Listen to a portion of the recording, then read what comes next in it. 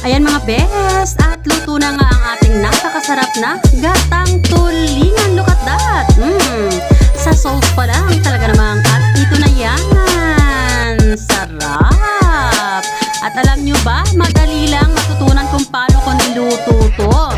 Samahan nyo na ako at simulan na nating lutuin ito. Mapapa, kanin pa more sarap. Kaya naman, let's cook! At ito na nga. Tita Wena ay medyo matagal nang hindi nakakakain ng ginatang tulingan. Kaya naman, kukunin ko na yung opportunity, nagatan ko to. This morning nga, ay may nag-walk-in dito sa bahay. Sariwa-sariwa siya guys. O, tingnan nyo. Ito po yung lokal, no? Lokal na tulingan. Meron kasi mga tulingan na galing sa China, mga import, no? Or galing kung saan-saan. Pero ito po ay lokal na tulingan. Sariwang-sariwa siya. Tingnan nyo yung kanyang mata. Ayan. So, yan po muna ay lilinisin natin. Tanggalan natin ang hasang, no? Tatanggalan natin ang hasang at yan po ay lalaparin. Lalaparin natin, ha?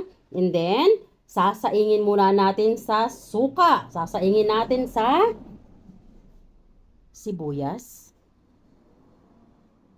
bawang, at luya.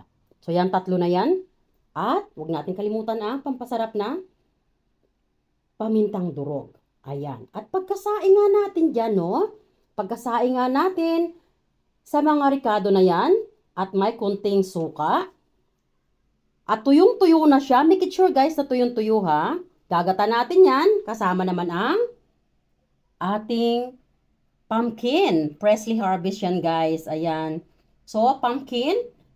Hihiwa-hiwain natin yan ng mahaba. Ilalagay natin sa ibabaw lang. At syempre, gagata natin yan gamit nga ang kukumama. Ayan. At kung kayo naman ay masipag magkayod at magata, and then magkayod kayo at magata. So dahil ako ay walang time magkayod at magata, so kukumama is the best for me, no? Less work. Ayan. At syempre nga, si Tita Wena ay mahilig sa maanghang. Kaya hindi makakalimutan ni Tita Wena na ilagay yan sa ibabaw mamaya. So kaya naman ano pang hinihintay natin? Tanggalan na natin ang hasang yan at saingin na natin. Ayan, dyan lang kayo. Huwag nyo akong iiwan para makita nyo ang outcome niyan. Para makita nyo kung gaano kasarap at pasasarapin niya ni Tita Wena. Look at that. Delicious. O, diba? Ayan. Dyan lang kayo at samahan nyo si Tita Wena na magluto. So, ayan guys. Matapos nga nating tanggalan ng hasang at bituka ang ating mga tulingan, ay halika na at lalaparin natin yan isa-isa. Bago natin isaing sa suka. At finally, bago natin lutuin sa gata. O, diba ganda ng pagkalinis ko guys? Ang ganda talaga ng isda pag sariwang-sariwa. So, halika na. Laparin na natin to. Wait. So, ayan guys, ang ating isda ay hiwaan lang natin sa gitna. Kailangan ko nang hasain ang aking kutsilyo. Ayan. Hiwaan natin sa gitna. And then, laparin natin ng ganito. Ayan. So, lahat po ng isda ay gagawin natin ganyan. Just the same procedure. Ayan. Huwag nyo na lang tingnan yung kamay ko. Masipag yan na kamay. So, ayan guys. So, lahat ng ating isda ay gaganyanin natin hanggang finally, magawa natin sa lahat ng isda. So, ayan guys, matapos nga nating tanggalan lahat ng bituka at malapad na ang ating isda, halina kayo at simulan naman natin na ilagay yan sa kawali na mayroong ginisang bawang, sibuyas, luya at lalagyan natin ng suka. Isasaing natin ang suka with paminta. Halika na, gawin natin. So, ayan mga best. Dahil na golden brown na yung ating luya, bawang at sibuyas, ayan. So, atin mo nang ginisa yan para hindi masyadong raw yung ating mga ingredients. So, one by one, ilagay lang natin yan dyan.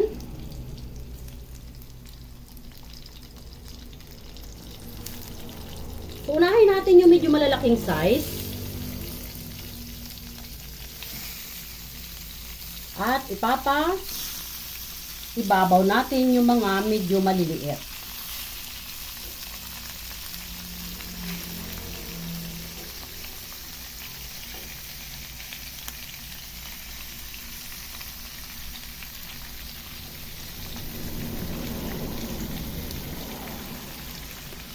Ayan naman. Sabi ko, sundan mo yung ginagawa.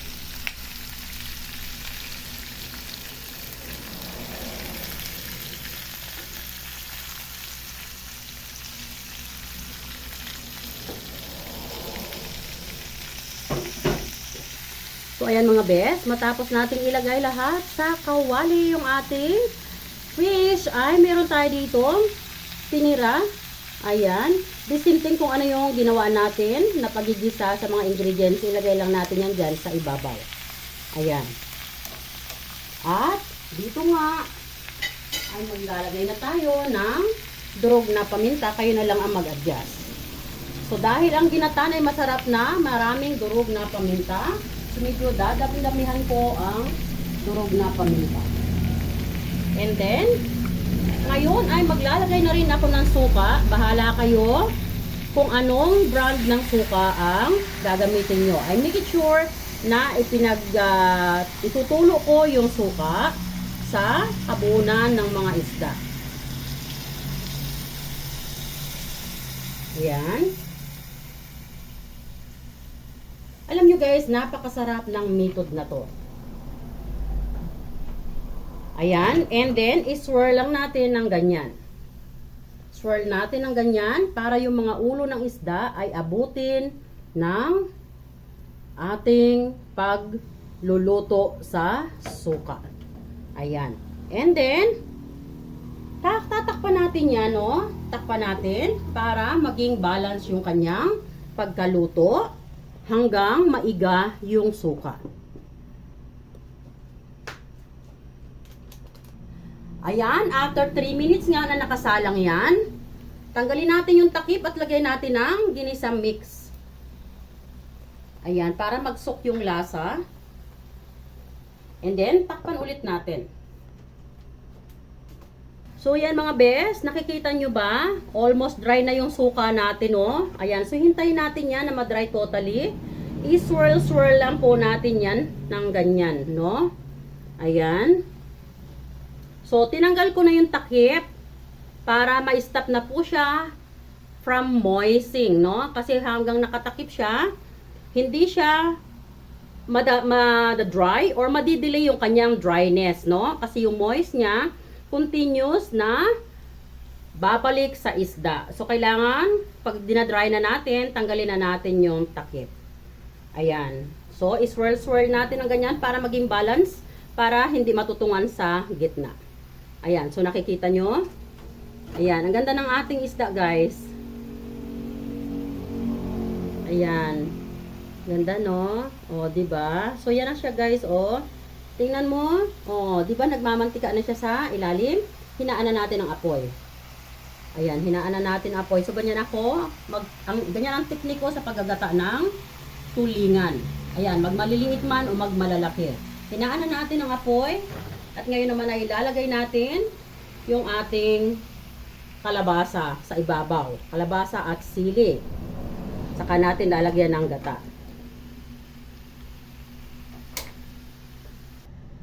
So, ayan mga best. Meanwhile, ay pinatay natin muna ang apoy para hindi magkaroon ng burning sa ilalim. At ayan nga, luto na yung ating tulingan. Ilagay na natin one by one yung ating mga pumpkin na hiniwa ng ganito ka-size. Depende guys kung gaano kalaki yung inyong pumpkin, no?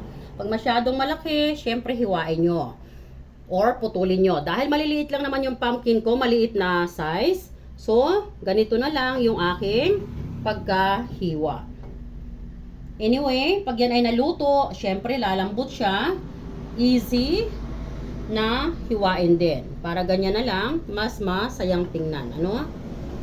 Ayan. So, meron din tayo ditong fish cubes. Ayan. So, i-crush lang po natin yan. Crush natin. Yan, spread natin dyan. And then, once again, maglagay ulit tayo ng durog na paminta. Kunti na lang. Ayan. Then, yung sili, ilagay na natin dyan sa ibabaw.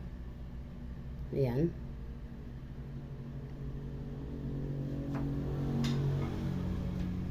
So, maglalagay ulit tayo ng kunti na lang. Very, very light. na ginisa mix. Ayan guys, ay hindi na natin hahaluin ha. So very gentle, very light. Yung nilagay natin na ginisa mix kasi tayo ay meron ng fish cubes. And then, lalagyan po natin yan ng gata. Ayan. Like what I mentioned earlier, or kung ano yung binanggit ko, ang gamit po natin ay kukumama. Maganda rin po ito, concentrated ano. Ayan. Ayan. At yan naman ay lulutuin natin sa very low heat, no? Lulutuin po natin yan sa very low heat ng about 15 minutes. Kasi pag malaki po yung apoy, yung gata na yan ay kulang yan, no? Pero pag nasa very low heat, yung gata na yan enough para maluto yung ating kalabasa.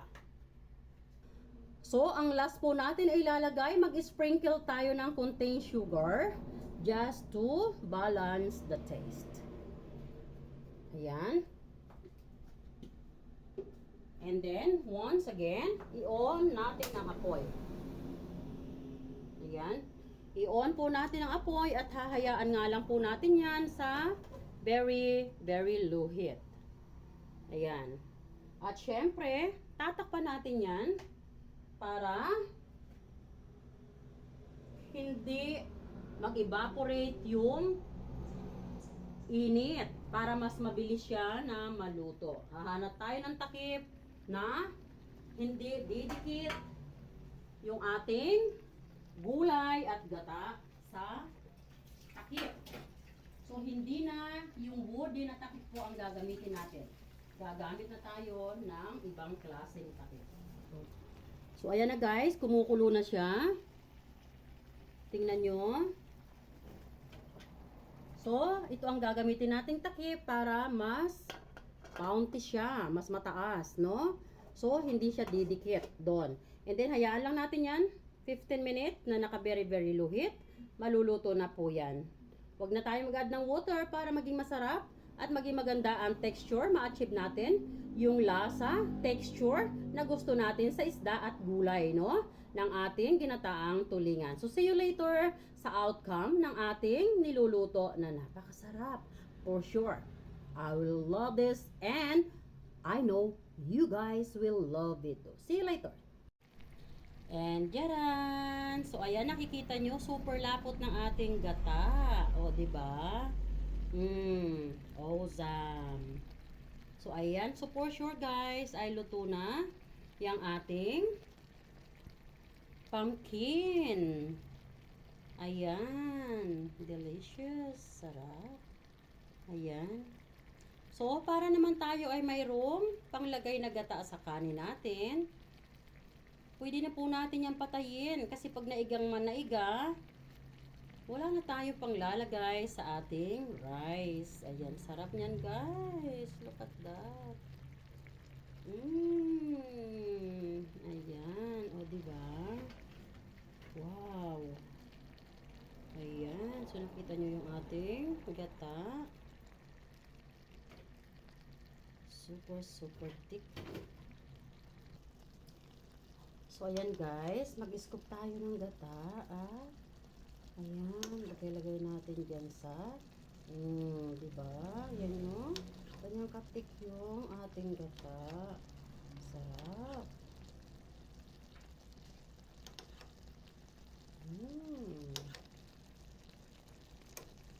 Ayan. Kasi guys, itong tik na gata na ito ay mas malasa na. Ayan. So, ilagay natin. Ayan. Scoop lang natin ng ganyan. Ayan. Para hindi ma-deform yung ating mga isda. Awesome. Look at that. O, diba? Sa ating sili is life. O, diba? Sarap niyan. Ayan guys, sarap. Nga nakita ko yun. Sobrang sarap guys, promise. So, yung ating isda. Tadaan! Ayan. So, ayan guys, mayroon na naman tayong nabuo na masarap na putahe. Ayan. At papatay na natin ang apoy very, very soon. Igahin lang natin ng konti. Wow! Sarap ng aking gatang tulingan. Dito lang yan sa kusina ni Tita Wena. Look at that. Delicious. Thanks for watching.